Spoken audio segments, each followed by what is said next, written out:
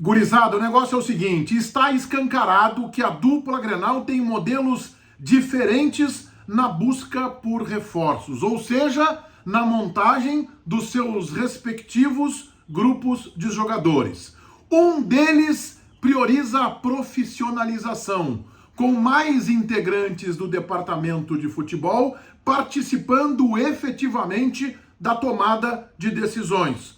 O outro tem um protagonismo maior, com uma participação preponderante do seu treinador. A gente conversa sobre isso nesse meu vídeo, que tem o apoio da KTO, é a minha casa de apostas. Olha aqui o cupom promocional Meneghetti, que te entrega uma bonificação de 20% já na arrancada, em cima do teu primeiro depósito. Atenção! A KTO não tem aplicativo, mas para facilitar a tua inscrição, eu já coloquei um link no primeiro comentário deste vídeo, tu clica lá, já cai na KTO. Cadastro muito simples e rápido que vai te dar segurança para navegar neste que é um baita site da KTO. Cupom Meneghetti, 20% de bonificação, de reaplicação, naquele valor que for o do teu primeiro depósito. A Copa do Mundo tá aí, tem muita coisa bacana para que vocês possam apostar e se divertir na KTO. Pois em nome de KTO.com, eu mostro para vocês como Inter e Grêmio agem de formas completamente distintas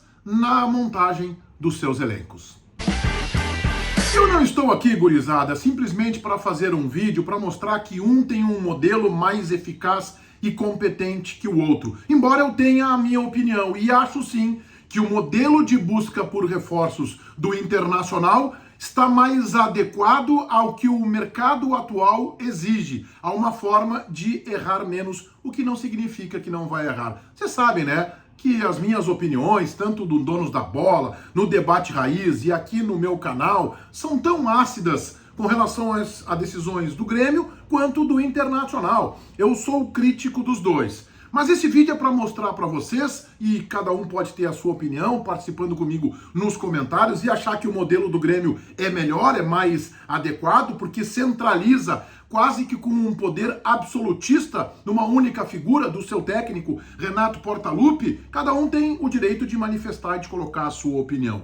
Observem a definição do Internacional, que passa por um processo de maior profissionalização. O Internacional praticamente desmanchou a figura do vice-presidente de futebol, ou porque tinha até a metade do ano passado um dirigente que pouco participava de decisões, que em alguns jogos importantes sequer acompanhou a delegação. O Inter foi dando um protagonismo aos profissionais, a diretor executivo, a diretor, agora mais recentemente, diretor técnico, a gerente de mercado, ao seu centro de observação e pesquisa, centro de análise e pesquisa, o CAPA. O Internacional montou um comitê. O presidente Alessandro Barcelos esteve no nosso Donos da Bola desta última quinta-feira e falou como é o processo de contratações no Internacional, que na janela de transferências no começo de 2022 deu muito certo. Observem. A gente hoje tem uma estrutura que funciona com um comitê, onde a gente primeiro discute as prioridades. Isso é feito com o treinador, inclusive, né? O treinador participa disso também, mas o treinador é parte disso, né? E por que eu estou falando é parte disso? Porque a gente continua buscando o salvador da pátria, tá? E eu vou aqui me permitir nisso, a gente continua buscando. Devagarinho a gente vai mostrando os bastidores e mostrando que não existe salvador da pátria. Primeiro era o vice-presidente, que era o salvador da pátria nas contratações.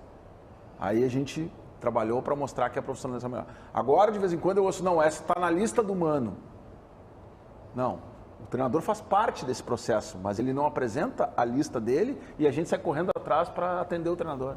O presidente não abriu maiores detalhes, mas nós temos a informação que deste comitê participam, por exemplo, o executivo de futebol, William Thomas, o gerente de mercado, Dave Bandeira, que tem tido uma participação exitosa, o coordenador técnico que chegou agora, o Sandro Orlandelli, e ele tem uma experiência interessante. ele justamente vem construindo a sua trajetória como analista e observador de jogadores no Arsenal, no Manchester United, e ele substitui o Paulo Autuori. Bom, o Paulo Autuori tem um outro tamanho, era diretor técnico, tem uma experiência como treinador e também como executivo enorme, e é um profissional muito respeitado no mercado. Deixou o Internacional em outubro para treinar o Nacional de Medellín. Bom, o Sandro Orlandelli, então coordenador técnico, o próprio treinador, Mano Menezes, o gerente da transição, que conhece muito de jogadores, até para olhar se tem alguém na base, o Julinho Camargo, e o presidente Alessandro Barcelos. O Internacional está aí, desde a metade deste ano, sem a figura do vice-presidente de futebol. E o presidente Barcelos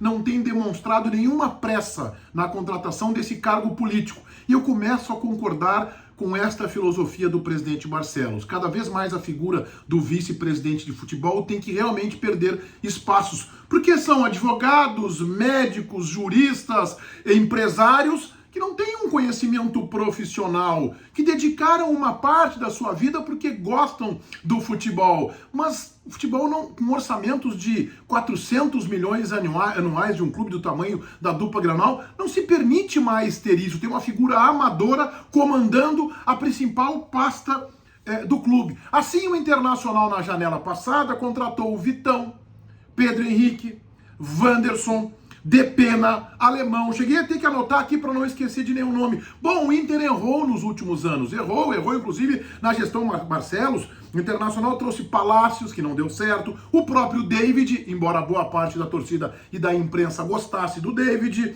O Brian Romero, eu acho que não deu certo ainda. O lateral esquerdo, Paulo Vitor, também é um jogador que o Inter trouxe e acabou já despachando. Mas o Inter também trouxe os jogadores mais conhecidos e que deram boa resposta. O René, o Gabriel, o Bustos também foi um achado muito interessante. Então, esta metodologia do Inter de priorizar a opinião de profissionais, de ter um comitê, está sendo exitosa, mas não vai acabar e eliminar a possibilidade de erro, o erro na contratação. Tem adaptação do jogador, adaptação no esquema tático do treinador, adaptação na cidade, a própria cabeça do jogador e o seu rendimento técnico, e erros vão acontecer. O Grêmio tem uma outra metodologia, e tinha isso na gestão do presidente Bolzan, e me parece que está tendo, pelo menos nesta abertura, muito pequena amostragem, reconheço, do presidente Alberto Guerra, que prioriza a figura do dirigente político, com Romildo Bolzan, mais atrás Paulo Luz, Marcos Herman, o próprio presidente Bolzan. Depois o Grêmio tentou colocar o Diego Serra como executivo, não deu muito certo. Denis Abraão, preponderante, com o Sérgio Vasquez. Quem é que definia as contratações do Grêmio? Denis Abraão, Sérgio Vasquez, presidente Bolzan, o Diego Serra e o treinador, ora Wagner Mancini, ora Roger Machado. Pois agora o Grêmio muda e fortalece ainda mais o protagonismo do técnico Renato Portaluppi. Observem a última entrevista de Renato, ainda com o Grêmio praticamente se livrando da segunda divisão, o que ele disse. Quem monta o grupo é o treinador. Quem decide quem sai e quem entra é o treinador. Qual é o papel do treinador? Indicar o tal jogador. Se eu achar que não serve, não vai vir. É simples, porque o treinador é que vai montar o grupo, o treinador que vai saber se aquele jogador se encaixa dentro daquele grupo ou não. Então, tem muitas vezes muitos empresários que empurram um jogador, empurram mais 2, 3 juntos. Comigo isso não acontece. Só vem quem eu quero. Quem monta um grupo é o executivo, quem monta um grupo é o presidente. Bom, pode ser, se o treinador não se garantir. Quer dizer, comparem, enquanto o Inter está falando numa estrutura montada, num comitê, na discussão de prioridades, dizendo que o treinador é parte disso, que o treinador não apresenta uma lista, o Grêmio está na figura do seu técnico dizendo que quem monta o grupo é o treinador. Quem decide quem sai e quem entra, quem decide é o treinador. E disse mais. Eu penso na frente, eu já tenho uma lista de jogadores, inclusive que eu já falei com esses jogadores. E eles só virão para o Grêmio se eu estiver aqui. Observaram? Eu já tenho uma lista de jogadores. Isso era antes do Renato renovar o contrato com o Alberto Guerra. Ele tinha uma lista de jogadores que viriam para o Grêmio apenas se Renato aqui estivesse. Isso fez o Grêmio errar muito nos últimos tempos, não só com o Renato, com o Mancini também, com o Janderson, com o Edilson, com o Rodrigo Ferreira, com o Thiago Santos, com o Campas, com o Elkson, com o Guilherme. O Vidiaçante eu acho que é um meio acerto. Tá bem, não é um jogador de encher os olhos, Mais lá atrás, bom, se eu vou voltar mais lá para trás, para os anos de 20 e 21, aí o meu vídeo não vai acabar hoje.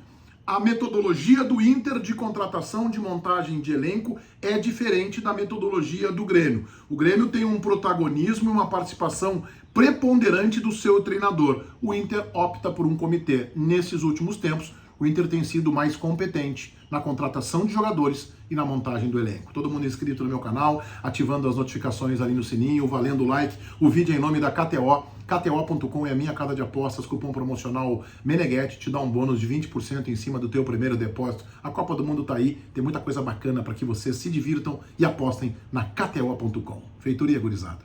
Vai, um abraço.